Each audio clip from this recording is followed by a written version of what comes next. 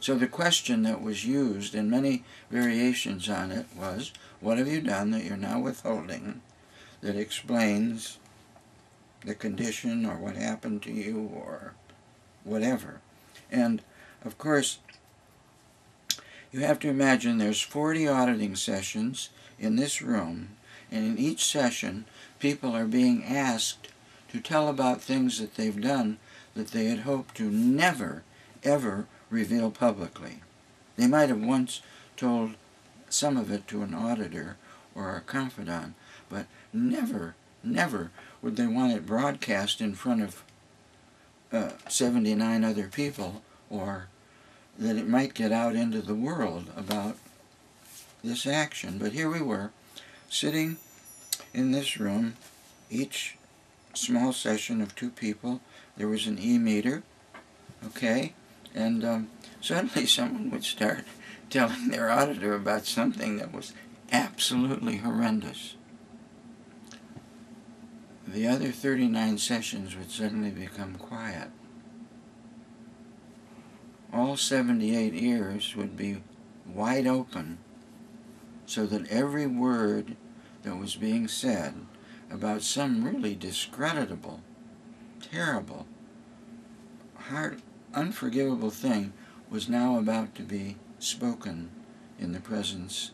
And of course, the person who was on the hot seat, sort of, he would say, wait, no, everyone will hear this, and I don't want anybody to know that I ever did such a thing. Oh, I know. But I was a child at the time. You'll hear all the justifications. I wasn't aware of what I was doing. I was drunk. I'd been using drugs. I couldn't help myself. You'll hear, there's a book this thick of justifications for doing the wrong thing. Well, you'll hear everything that people could possibly do as a human being that was discreditable, and you'll also hear all the justifications for it. But this went on until every discreditable thing could be found out, and the condition that it explained over the days and weeks. This is all we worked on. And I can tell you, when I first went into session, okay, the person sitting across from me was a beautiful young woman who was an actor and a talented pianist and worked professionally and looked like the sort of person you would say, well, I've never done anything discreditable in my life. And here I am. And she says, well, what is that on the meter, Phil? Would you mind telling me what it was that you've done that you have been and are now withholding? And I was like, no, I'm going to get up and walk out of this room. I'm going to kill myself. I'm not ever going to tell you. And at that point, either Jan or Dick Halpern would appear in our session and say, now look, Phil, what we're doing here is an effort to really clean the slate. We want the people in this book not to provide gossip, but to have a chance to see what stands between them and really being themselves willing to openly communicate anything to anyone without fear of, what will they think of me if they found out that I once blank blank? Or would my wife want to still be my wife? Would my place where I work still want me to be there? Would my children still respect me? Would I go to jail? I mean, they wanted to make a person who was free from any ability for anything or anyone to blackmail them, including themselves, because they were living in a prison of their own secrets, of their own unforgiven, discreditable activities, all the things that are common to human beings. Well, as I say, for the next 2 or 3 weeks, that room was the wildest place on the planet Earth, with people going through all kinds of hell on the way to becoming willing and able to stand up and confront and communicate about what they had caused and what they had done in their lives. Often, this process would lead to what might be an area in parascientology considered earlier lifetimes, but no one could escape to an earlier lifetime as a way of saying, well, you know, I didn't do that in this lifetime, so Don't blame me. I was a bad boy then. But there was very little of that. The concentration was on this lifetime. And it opened up.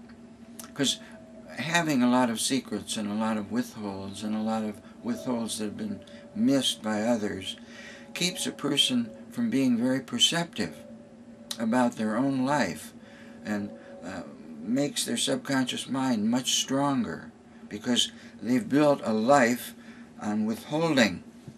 I mustn't let my family, my school, my fellows, my friends, you see, they form considerations about communication, and they are their own worst enemy in this case.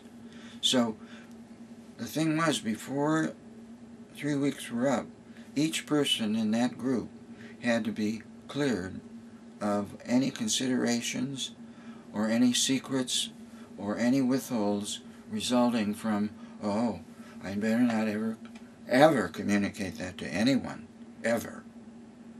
That was something you had to get over. And I can tell you, in the process of getting there, I became clearer than I ever dreamed possible. I never experienced the degree of health, the degree of willingness to communicate and to help others to communicate. I never felt a mind that was more empty of the kind of rubbish and crap that we all carry around. I never felt more like a self that I could be proud of than I felt during that period.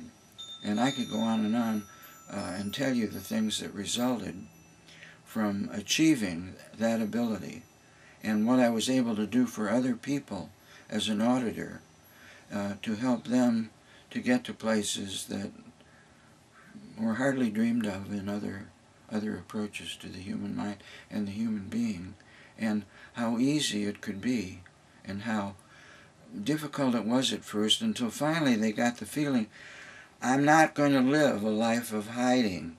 I'm going to come out of hiding. It was like, we say about gay people and lesbians, come out of the closet. Most people are in a closet of their own making, most human beings, and it doesn't have to do with homosexuality. It could, but it has to do with just because they have done things and said things and did things and had things in their life, maybe in their lifetimes, that were so reprehensible and that they were so encouraged to, you'd better not ever let anybody find out about that. So they became people who live inside of their own shell. Even though they may be presidents or they may be just peons, they are not really being themselves because they have all these considerations, opinions, postulates that were made about what it's safe to communicate. So we all keep ourselves in this prison. All human beings keep all other human beings. You can only communicate about yourself up to a point. Beyond that, it's bad and dangerous. Well, here we had 80 people who could look at one another, who have heard everything there was to hear about one another, and look at each other and smile and see each other as fellow human beings who had been at cause and who had run into moral rights and wrongs that had caused them to eventually build a wall around themselves.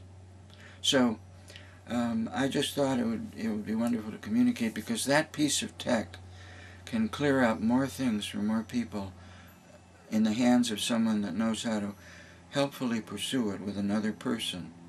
And if you yourself are cleaned up, it's easy to do on another person, because if the auditor is afraid of being found out, they may tend not to help the other person to being found out. But it can be done. I'm living proof of it. And anyway, thank you for listening. Thank you for letting me put this out. And that's the end of this segment.